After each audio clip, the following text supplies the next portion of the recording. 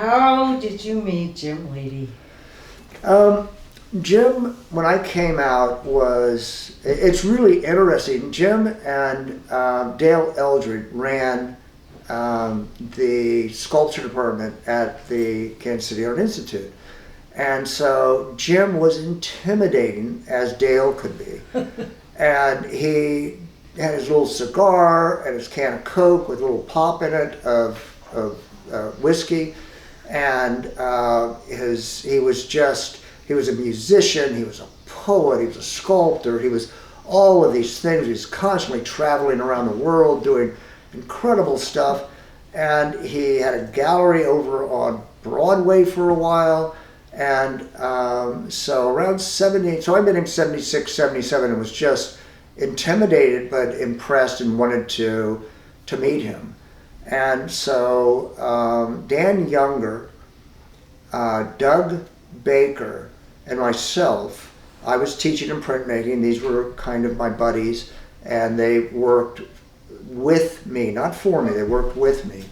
We decided to build a print shop at 1919 Wyandotte, and it was called Squadron Press, and Dan was the one that was behind it. We got an NEA grant and bought a brand litho press and a really nice brand etching press, and set up down there, silk screen, and redid the building. My studio was upstairs, and we were the first business in the Crossroads. It was an arts business as far as I know. Could be wrong, but it's pretty damn close. I'm not far off. And it was before Jim owned any of the buildings, and there was nothing down there. It was empty. There was one restaurant, and there was where Manny's was, but it was a mom and pop, 3 different kinds of beans and meatloaf restaurant, and the downtown was dead. So met Jim. He had this incredible vision about the Crossroads, kept telling me to buy buildings. He was getting them for nothing.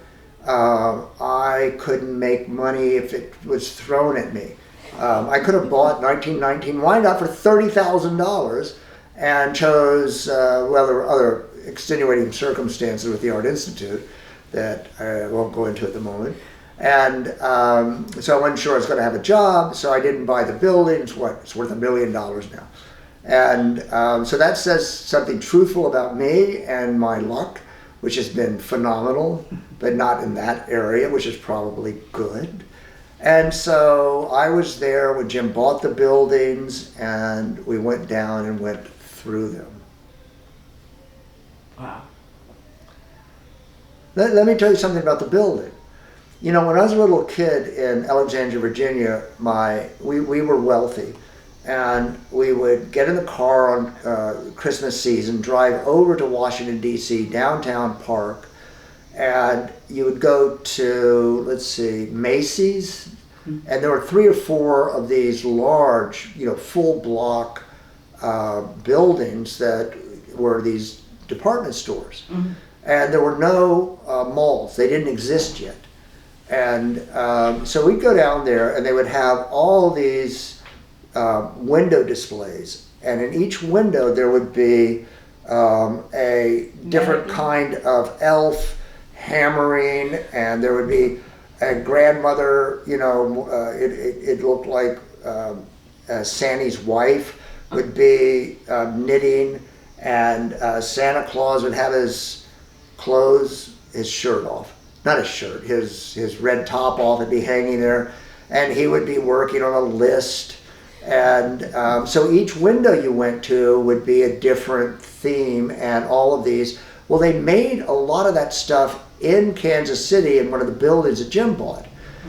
So when Jim buys the building, Jim and I go down to the basement and get down there. It's really dark, and the whole basement must have 10,000 elf figures and clowns and Santa Clauses with, it was one of the eeriest things you could imagine seeing, and just frightening.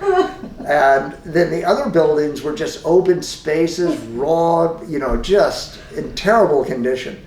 And Jim invited a group of students in who were all on stoned out of their gourds.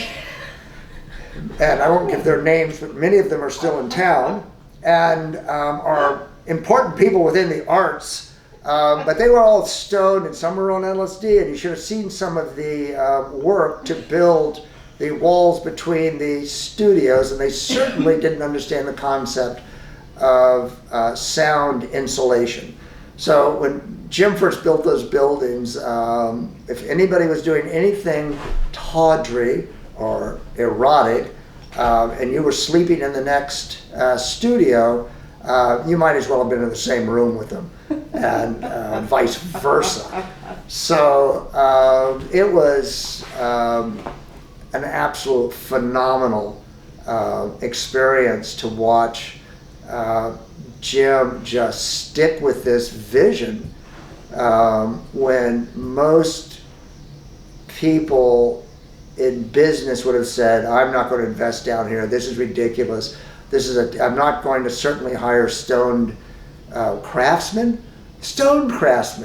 to build walls for me. And but he persevered, to say the least. Tell me about how they finally found the name for the Crossroads. Oh, that was a little bit of a discussion, if not an outright kind of people taking sides. It was called Leedyville. Jim had produced it, and so the Jimbo folks even went out, and you can go in front of the Leedy Volcus, and there's written in the sidewalk in the cement, it says Leedyville, and they put in some tiles. And so that's what we wanted, but the business community went, no, that's not a good idea, probably, and I'm making this part up, but probably going, no, we need something neutral. We don't want to be tied to one business person. One person will honor Jim, but let's do it. And so I don't know who came up with the word Crossroads. Now, Crossroads is the story of Faust, but more fun and more interesting, it's the story of Robert Johnson on Highway 61, going to the crossroads, selling his soul to the devil to play the guitar. Wow. And so that is so creative. So I think maybe, now this is Hugh Merrill just making stuff up, Right. but I think that the devil did it. That the devil wanted to name it the Crossroads in honor of the great Robert Johnson. And so that's how it got its name. Wow. I guess I'm a poet.